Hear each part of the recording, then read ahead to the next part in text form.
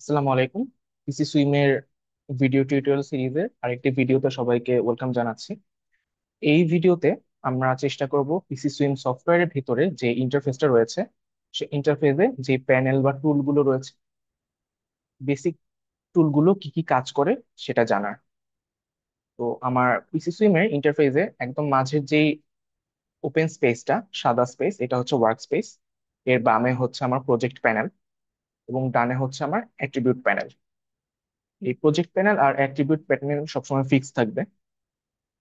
আর আমার মাঝামাঝি উপরের দিকে যে প্যানেলটা রয়েছে, এখানে আমার টেবিল, গ্রাফ, প্রোফাইল এগুলো জেনারেট করার জন্য প্রয়োজনীয় টুলের ভিজুয়ালাইজেশনের যে প্রয়োজনগুলো রয়েছে সেগুলো এখান থেকে আমি ফুলফিল করতে পারবো। এছাড়াও এখানে আরো কিছু টুল রয়েছে। আমি যদি একটু নিচের দিকে যাই, নিচে হচ্ছে আমার ইউনিট সিস্টেম সিলেক্ট করার জন্য একটা প্যানেল, যেখান থেকে দেখা যাচ্ছে আমার সিএমএস ইউনিট সিস্টেমে আমার প্রজেক্টটা রান করা। আমি চাইলে সিএফএস বা অন্য ইউনিট সিস্টেমও এখান থেকে সিলেক্ট করতে পারবো। আমার ভার্সন হচ্ছে 5.2.4 ইউজ করা। প্রয়োজনের সুবিধার্থে আমি অন্য ভার্সনেও সুইচ করতে পারতাম। আমার কোঅর্ডিনেট সিস্টেম এখান থেকে দেখা যাচ্ছে যে WGS84 ইউটিএম জোন 46 দেওয়া। আমার অন্য প্রজেকশন সিস্টেমে যদি আমার প্রজেক্ট রান করার প্রয়োজন হয়, আমি সেটাও হচ্ছে এখান থেকে কোঅর্ডিনেট সিস্টেম চুজ করতে পারবো। পিসি সুইম ব্যবহারের সবচেয়ে বড় অ্যাডভান্টেজ হচ্ছে SWMM 1D ক্ষেত্রে আমরা কোনো ব্যাকগ্রাউন্ডে রেফারেন্স হিসেবে ম্যাপ ইউজ করতে পারতাম না। হয়তো স্যাটেলাইট ইমেজ বা জিআইএস এর কোনো ম্যাপ জিও রেফারেন্স করে ব্যাকগ্রাউন্ডে ইউজ করা হতো ব্যাকড্রপ হিসেবে। কিন্তু পিসি সুইমে আমরা ওপেন স্ট্রিট ম্যাপ, স্যাটেলাইট ম্যাপের মতো কয়েকটা সিলেক্টেড ম্যাপ ব্যাকগ্রাউন্ডে ইউজ করতে পারবো। যেমন আমি যেহেতু এখন ওপেন স্ট্রিট ম্যাপটা ওপেন করেছি, সেখান থেকে হচ্ছে আমি মোটামুটি আমার রোডগুলোর লাইন, খালের লাইন দেখা যাচ্ছে। আমি যদি আরো ডিটেইলড ম্যাপের ছবি চাই, সেক্ষেত্রে আমি স্যাটেলাইট ম্যাপ ইউজ করে দেখতে পারবো। যেমন এই বরাবর আমার একটা খালের, ন্যাচারাল খালের চ্যানেল রয়েছে। আমি যদি একটু অফ করে দেখাই, এই যে এই বরাবর আমার একটা ন্যাচারাল খাল রয়েছে। তো সেই ন্যাচারাল খালটা আমি স্যাটেলাইট ইমেজ থেকে আর ভালো করে দেখতে পাচ্ছি এবং সেই অনুযায়ী আমি আমার কন্ডুইট সেট করেছি। তো এটা হচ্ছে পিসি সুমার একটা বড় সুবিধা। অ্যাট্রিবিউট প্যানেল এবং মাঝের যে প্যানেলটা আছে, এই প্যানেল দুইটা মূলত সাইমultaneously কাজ করে। যেমন হলুদ যে লাইনগুলো দেখা যাচ্ছে অ্যারো দেওয়া, সেগুলো হচ্ছে আমার কন্ডুইট চ্যানেল। আমি যদি একটা কন্ডুইটে ক্লিক করি, আমি দেখতে পারবো যে এখানে সেই কন্ডুইটটার যে বেসিক ইনফো গুলো, যেমন কন্ডুইটের নাম, সে কন্ডুইটটা কোন ইনলেটের সাথে কানেক্টেড, কোন আউটলেটে সেই কন্ডুইটে পানি যাবে, এই জিনিসগুলো দেখাবে। আমি আমার কন্ডুইটে একটা ট্যাগ দিয়ে রেখেছিলাম, সেই ট্যাগটাও দেখা যাচ্ছে। কন্ডুইটের লেন্থ, কন্ডুইটার ক্রস সেকশন, যেমন ট্রাপিজয়েডাল ক্রস সেকশন, সেই ইনফোগুলো দেখা যাচ্ছে। তবে ট্রাপিজয়েডালের পাশাপাশি আমি চাইলে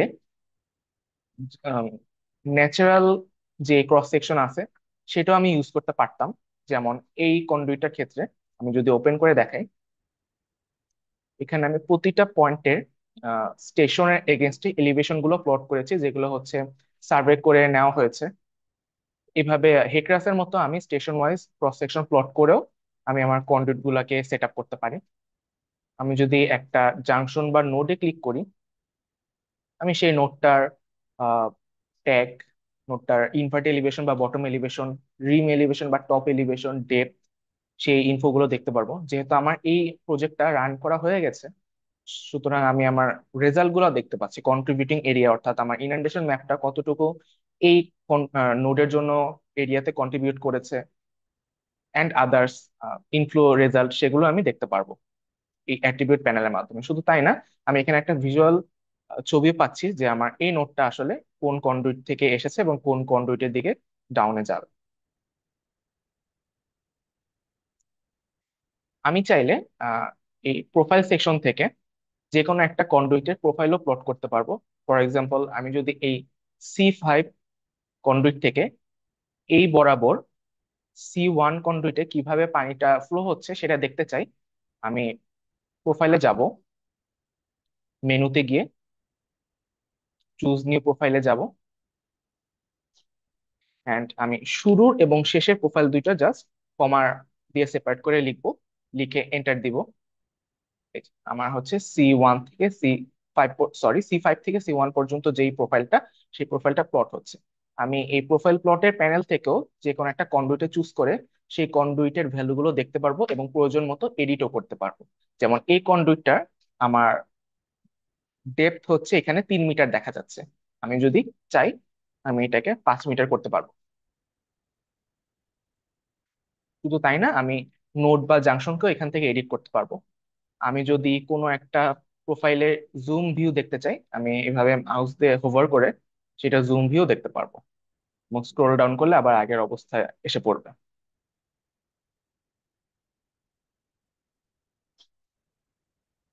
আমি হচ্ছে এইখানে যেই জাংশন গুলো রয়েছে সেই জাংশন গুলো জিআইএস থেকে সরাসরি ইম্পোর্ট টুলের মাধ্যমে ইম্পোর্ট করেছে, যেটা আমি পরবর্তী ভিডিওতে দেখাবো। কিন্তু এছাড়াও আমার আমার মডেলের যে নেসেসারি ইনপুট গুলো রয়েছে সেগুলোর বাইরেও আমার মডেল ঠিক মতো বিল্ড করার জন্য আমার কিছু ইনপুট দেওয়ার প্রয়োজন হতে পারে। যেমন আমি কতটুকু এরিয়ার মধ্যে আমার মডেলটা জেনারেট করব, সেটার জন্য আমি একটা বাউন্ডিং লেয়ার চুজ করেছিলাম। তারপর আমার রাস্তার পাশে ড্রেনগুলো সঠিক রাস্তার পাশে আছে কিনা সেটার জন্য আমি রোডের একটা লেয়ার ইনপুট করেছিলাম। এই লেয়ার গুলো, এই বাড়তি লেয়ার গুলো আমি ওপেন থেকে গিয়ে সেখান থেকে আমি ইম্পোর্ট করেছি। এবং এখানে একটা মজার ব্যাপার হচ্ছে, আমার যে রোডের লাইনগুলো রয়েছে সেই লাইনগুলো যে, যেমন এখানে বেগুনি কালার দেখতে পাচ্ছি, আমি যদি স্যাটারডে ইমেজটা ওপেন করি, বেগুনি কালারের লাইন বরাবর আমার রোড গুলো রয়েছে। আমি যদি চাই যে আমি আমার রোড গুলোকে বেগুনি দেখতে চাই না, আমি অন্য একটা কালার দেখতে চাচ্ছি, সেটা হচ্ছে আমি রেন্ডার থেকে আমার কালার চেঞ্জ করতে পারবো। যেমন আমি যদি চাই আমার রোডের কালার গ্রিন দিতে, গ্রিন চুজ করতে পারবো। এবং আমি আমার লাইনের উইথ সেটাও চেঞ্জ করতে পারবো।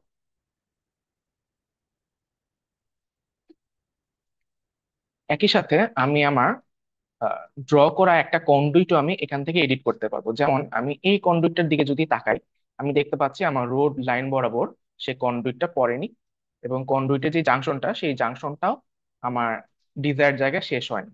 তো আমি জাংশনটা চুজ করে এডিটের মাধ্যমে আমার সেই জাংশনটার প্লেস চেঞ্জ করতে পারবো। একইভাবে আমি কন্ডুইটে চুজ করে এডিটের মাধ্যমে আমার কন্ডুইটটাকেও চেঞ্জ করতে পারবো।